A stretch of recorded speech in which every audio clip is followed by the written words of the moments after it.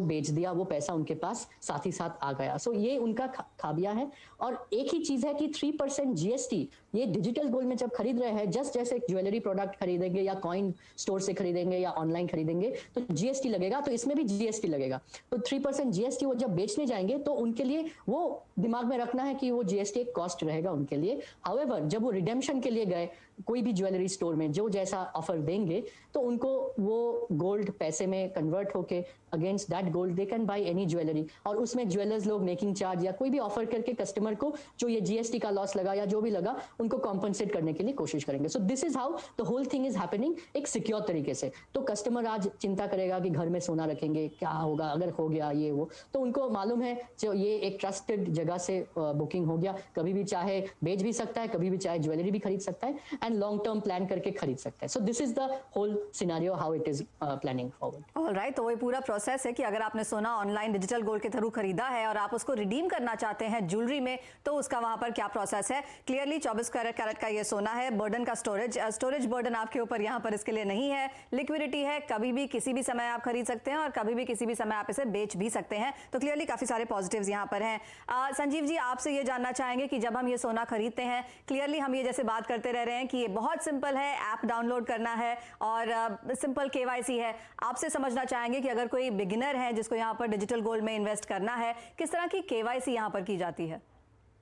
एक तो जो डिजिटल गोल्ड है, अगर आप देखें तो इस because of Covid situation, because of restrictions of travel, ये सबसे बढ़िया तरीका है जिससे आप छोटे छोटे किस्तों में सोने में निवेश कर सकते हैं और इसका अपना सेविंग्स को बढ़ा सकते हैं। और ये जो प्रोसेस और जो प्लेटफॉर्म है, 3-4 जो प्लेटफॉर्म है मार्केट में, ये टोटली ट्रांसपेरेंट है, जहाँ पे आपको एग्जैक्टली कितने दाम की खरीदारी हुई है, आपको हर एक परचेज के ऊपर जीएसटी पेड रिसीट मिलता है, जहाँ पे पूरा डिटेल्स ऑफ प्राइसिंग वगैरह मिलता है। और इसका आप कभी भी फिजिकल तौर के जो बेनिफिट्स हैं इसका इस्तेमाल कर सकते हैं। जैसे अगर देखा जाए, जब भी आपने सेविंग किया, आगे जाके जब भी आपको उसको कैश में चाहिए तो आपके फ्यूचर गोल्ड रेट में कैश में आ जाएगा। अगर आपको उसको कॉइन या ज्वेलरी में कन्वर्ट करना है तो कॉइन एंड ज्वेलरी में कन्वर्ट कर सकते हो। और आगे जाकर के अगर उसके अगेंस्ट लोन लेना है तो उसका भी प्रबंध हो सकता है। स्पेसिफिकली आपने जो कहा है अबाउट रेगुलेशंस, जो रेगुलेशन है, गवर्नमेंट का रेगुलेशन है कि अगर किसी ने भी सोने में निवेश किया है कैश में, 2 लाख से ऊपर अगर कैश ट्रांजैक्शन किया है, और ये सिर्फ सोने के लिए नहीं, सब चीज के लिए लागू होता है कि जब अगर आपने 2 लाख से ऊपर का कैश ट्रांजैक्शन किया है तो आपको पैन नंबर देना पड़ता है।